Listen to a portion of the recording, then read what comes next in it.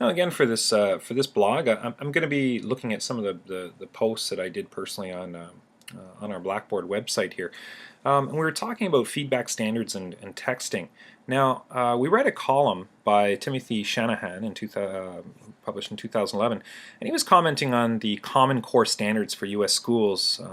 And I found this very interesting in my discussion thread as I explored how education is about the extension of knowledge and the ability to understand, dismantle, assimilate, reconstruct, and reapply knowledge to a variety of circumstances.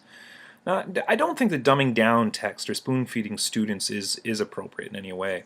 I think that students should be challenged to the extent beyond their boundaries and comfort zone in order to improve their various skills. Now, this article strongly hinted to me, at least, of Vygotsky's zone of proximal development, where we needed to challenge the students while providing the necessary supports that they might be able to master the curriculum objective, doing it on their own rather than doing it on their own sort of thing, and getting them to move to the next level. So we're just kind of helping to provide that bridge or that support to get them to overcome those challenges, but also to allow them to reward themselves.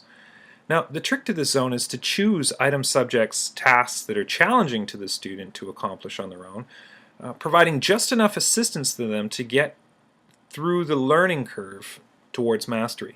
Now, a subject or text that deters the student from reading is too difficult and should be reduced to achieve mastery. And then increased difficulty should be applied. So we need to look at that and say, all right, if you're having too much trouble, we'll reduce it temporarily, but we're still going to keep on trying to push that up. Now, some texts arguably are written in difficult prose and are not easily acceptable to the average student, much less to the struggling one. So new literacies, multimodals, and multiliteracies might help provide an understanding through various access points, which provide stepping stones to the understanding of the material. I mean, after all, I'm not personally interested if the student can decipher the meaning of one author's words, but rather the substance that the author is trying to communicate. Now, maybe there's a subtle difference between there. But using a variety of subject-related material can help the student understand the initial subject matter. So in this way, they're going to scaffold their learning so that in subsequent readings of the text, they might be able to have a greater access to the enriched vocabulary and train of thought that the author is trying to produce.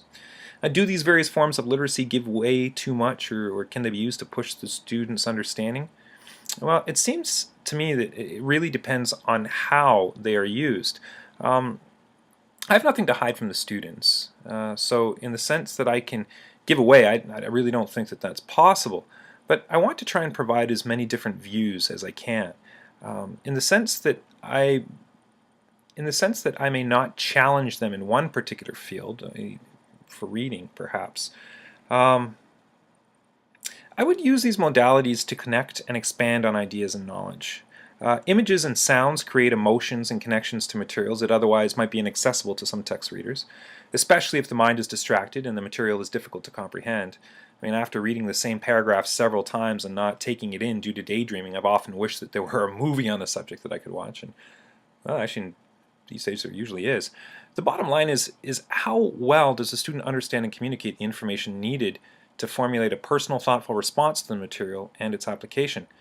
Can it challenge the students? Certainly yes, indeed. But again, this depends on the teacher's use of the material. I am a proponent of technology in the classroom, but sometimes it seems like the student is just the middle person to the information that's being sought. For example, Sugata Mitra, he did this project over in India. I have a TED Talk on it that I talk about in subsequent blogs. But he put up on the board who is Pythagoras, and anyone can really Google the name and see who he is and what he's done, but that doesn't mean that they really understand his work. So using thoughtful investigation into the material allows the students to use information or media that they are channeling to formulate real-world connections to the material. Left simply at reader response without investigation, using technology in this way would simply be almost too easy. However, asking thoughtful questions definitely makes the challenge harder.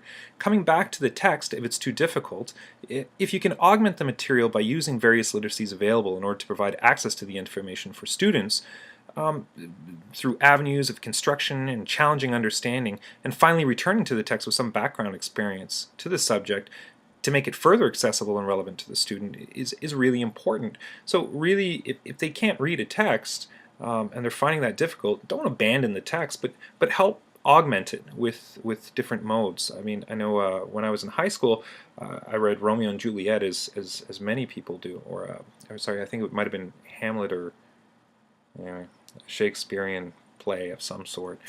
But they now have graphic novels of this, and I think that is absolutely fantastic. That the imagery, the graphics, and the storyline are still there, so they can get that idea of what Shakespeare was really trying to pull out.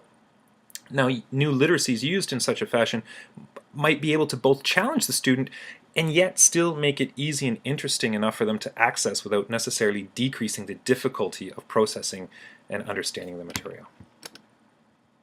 That's the end of that one.